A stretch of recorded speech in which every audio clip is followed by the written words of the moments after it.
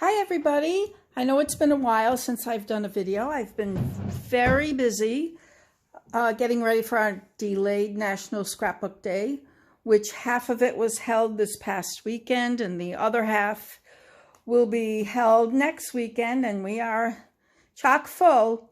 If you've never been to a National Scrapbook Day, you don't know what you're missing. It's a lot of fun. There are prizes and gifts and education and great food. So kind of plan on it for next year, and we'll do it again.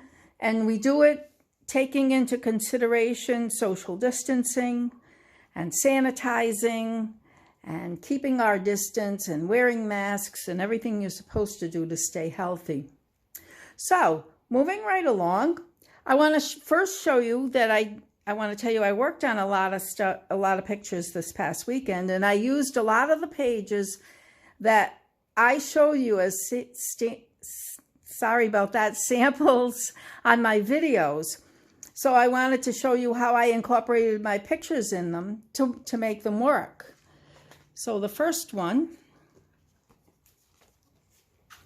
is the swirl page. And I may have posted a picture of this, I'm not sure. But I like the way you still get the essence of the swirl, but the pictures are highlighted in the journaling as well. Next up, remember the circles? And I use the very busy paper that is pretty, but I wasn't sure how I was going to use it. Well, I found these pictures that worked out really well on that page, and you still get what looks like a woven effect on this side. So I'm really pleased with that. And I showed you project recipes and how I worked on that. And I got my pictures to fit right in. And isn't he cute? That's my grandson, John. Here's another circle page that I did again because I like that technique and I wanted to try again. And finally, there's the swirl page again, and this is the opposite pieces that I didn't use on the other page. And I put it directly on a white scrapbook page, so that turned out okay as well. So I hope you're trying these techniques, and I hope you're using them on your pages with your pictures. So next I want to show you magic mats and how you can cut from one piece of paper 4 perfect mats, a border, and have extra embellishments. And this is the sample page that I've just completed. Now I'll show you how I did that. First thing I did, picked my paper, and I cut a border out of it using the Border Maker system. And I'm going to change the cartridge in this one. I used the sun for the other page. I'm using the crystal chain for this page.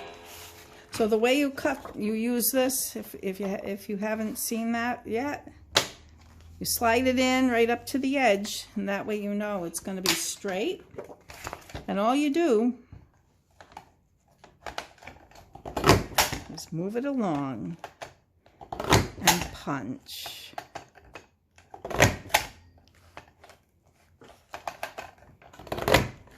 I love this tool. It's one of my favorites. Okay, so we'll put that aside. We'll push those aside. So we have an embellishment for our page.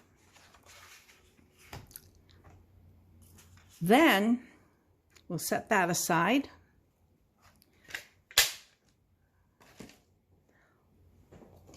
We'll get my trusty 12-inch trimmer, and you want to cut this down to 10.5. And right then and there, you get another embellishment for your page. And then you're going to turn it and cut it to 10.5. So you're starting with a 10.5 by 10.5 inch square. Now here's another embellishment, and you can cut shapes out of that or whatever you want to do with it.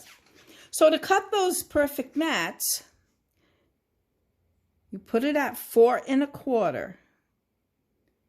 Because your pictures are 4 by 6, you're going to get that mat. And then I've shown you this before on the 12-inch trimmer. There's a white line on the side, and that shows you where the cut is. So you move that to 6 1/4, which is right there. You press down and push up. Then you turn it and you do it again. You turn it counterclockwise and you put it at 4 1/4. You bring it down to 6 1/4. You push up again. And there's your first mat. Then you turn it 4 1/4 and cut. There's another mat. And you turn it 4 1/4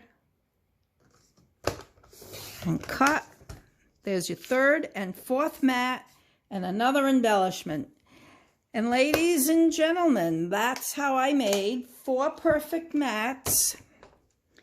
And I was able to do my page. And these, you can see how perfect. It's a perfect mat for your pictures. So I'll be doing that page using these mats and that border that I just cut. So I hope that has inspired you to go and do some scrapbooking on these hot summer days. I just want to say, you know, as I look at my pictures for the year, most of the pictures that I take in the summer are at the pool.